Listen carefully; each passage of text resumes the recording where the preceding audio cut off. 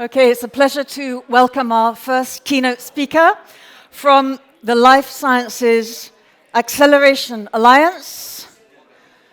Let's welcome the French country director, Yann Le Flohic.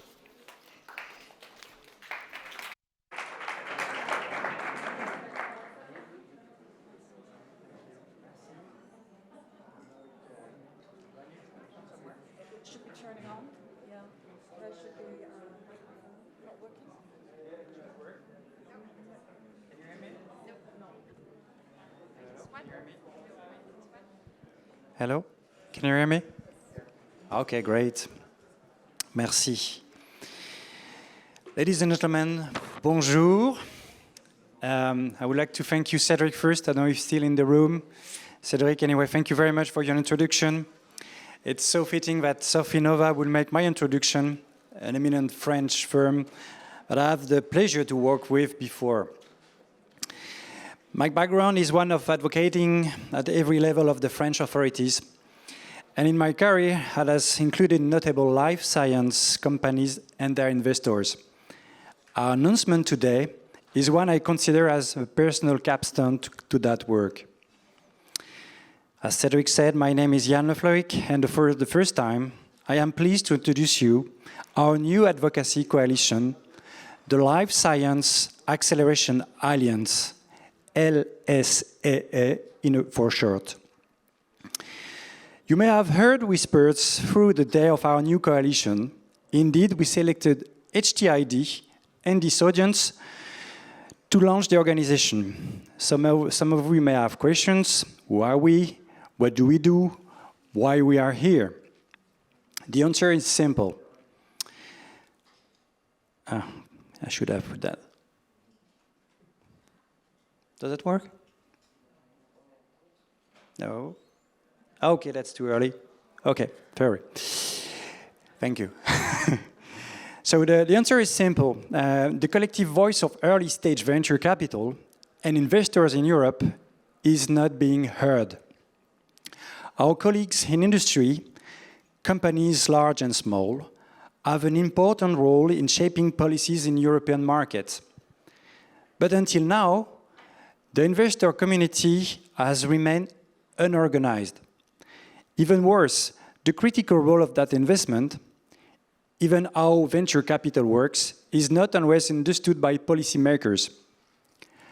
That is the problem LSAA proposes to solve.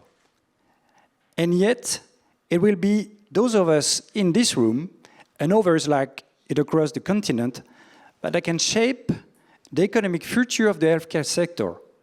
And more importantly, patients relying on further innovation. As mentioned in previous panels today, the crisis has accelerated the transformation of healthcare in Europe. We must seize this opportunity. We need to act strategically and create the conditions for startups, industry, health systems, and patients to take full advantage of the potential of healthcare in Europe. Last year, only 4.3 billion euros has been invested into the life science sector in Europe. In the United States, that figure was 31 billion euros. So, how can European VCs close this gap? What are the barriers? And what is holding the sector back? The COVID pandemic has greatly impacted the health tech industry in Europe. In France alone, 35% of companies have either partially or fully closed their activities, with R&D most commonly closed. And 59% of companies have seen a sharp decline or even halt their upstream and preclinical research. Sasha Berger from TVM Capital said recently to us, "Too long venture capital has sat back and watched while policies that impacted our portfolio companies were made without us. We need to bring our expertise and views to policymakers." The sentiment is shared widely, and I commend Cedric and Sofinnova for their efforts to champion advocacy here in France and across the continent. From our conversations with our founders and network, a recurring thematic with each contact is the lack of understanding of the role that risk capital plays across the life sciences sector in Europe. Our ambition is to change the perception by giving the community a real voice and the opportunity to engage with the European decision makers on key issues that are critical to our industry. We believe that everyone should have a seat at the table. The unique perspective of investors and VCs is valuable and must be heard. Our membership is open to the many stakeholders we know play a role in this ecosystem. Legendary funds that we all know, newer funds seeking breakthroughs, corporate venture capital from the industry, and the new rise of patient-led investment and academic spin-out. Incubators like biolabs are joining the effort to ensure policymakers understand the critical need for more wet lab space across Europe. This ought to be our common goal, accelerating the development of innovative European healthcare companies and products to support better care of patients. But in order to successfully do this, Europe needs a competitive market to elevate and accelerate innovation with its borders. So, what is the Life Science Acceleration Alliance? LSAA is a coalition of venture capitalists, scientists, and business leaders that are dedicated to strengthening life sciences research and development in Europe. I don't know if you can put the next slide. Thank you. Supported by an independent advisory council, we are seeking to ensure that policy in Europe evolves toward medical commercialization to benefit patients. I am the French director, and with two other directors in the room from the United Kingdom and Germany who have joined me today. As the catalyst for discoveries across the continent, our collective community is focused on building an ecosystem that identifies, enables, and accelerates emerging approaches.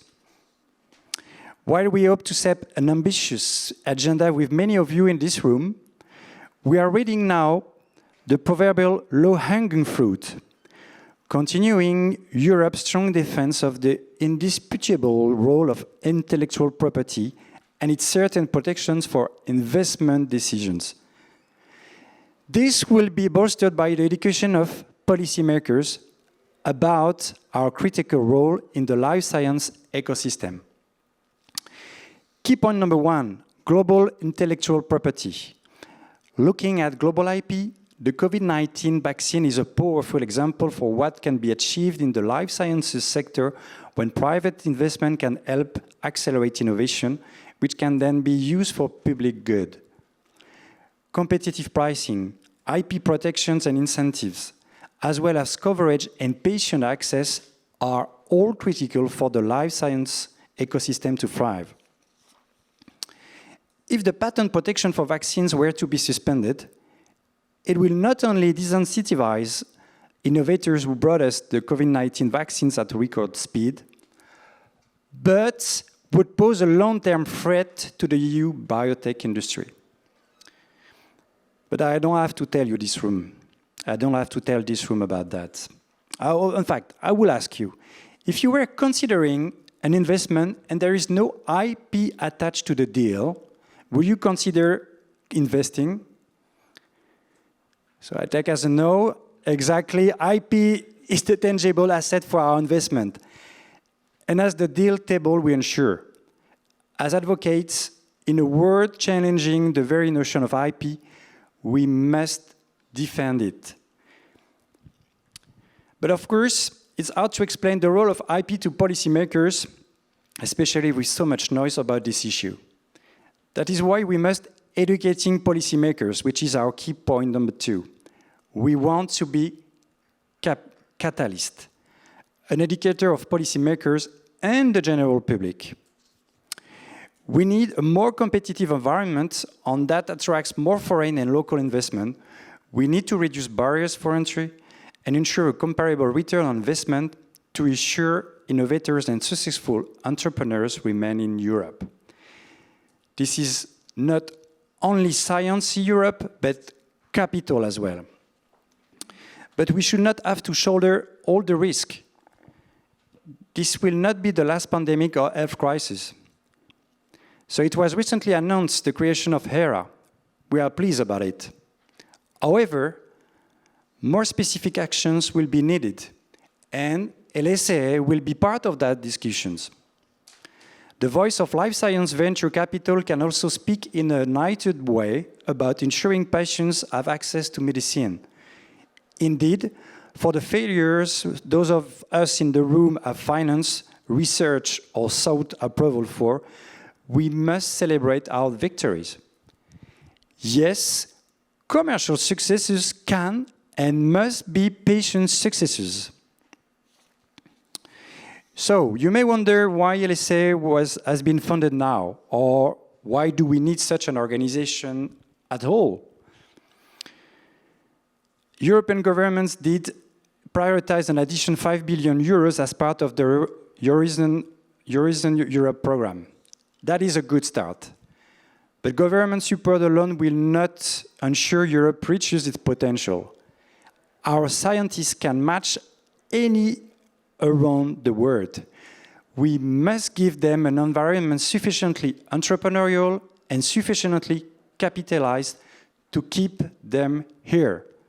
Risk capital helped BioNTech and CureVac truly save the world amid the COVID-19 crisis. But it's not enough to do this good work in the background. In the current environment, we must ensure that policymakers better understand the importance of venture capital to advancement in life sciences. We want to serve as a reminder and take the initiative as a recognized representative of those who fund and nurture innovation in healthcare. These are real discussions we must join.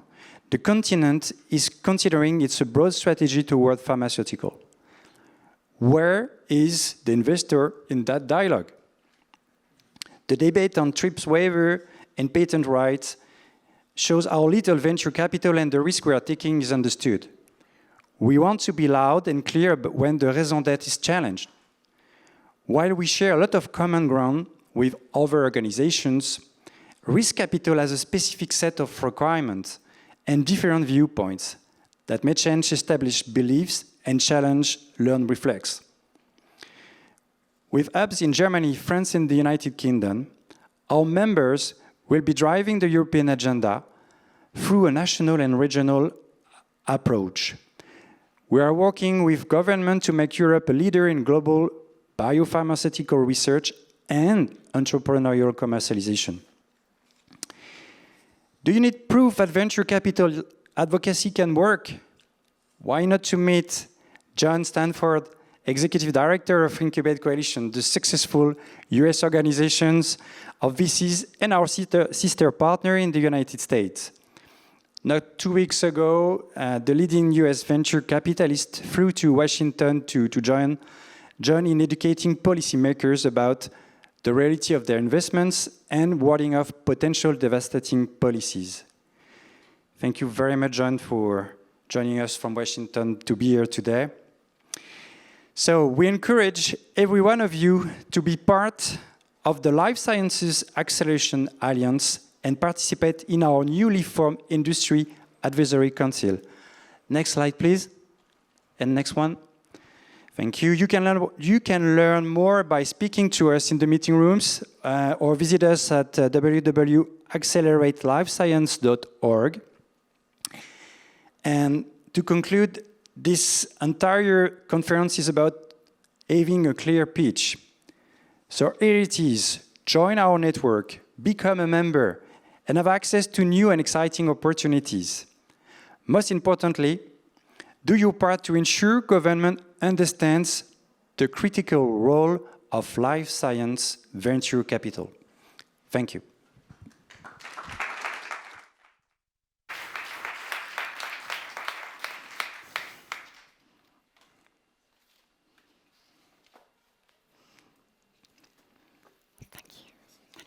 much.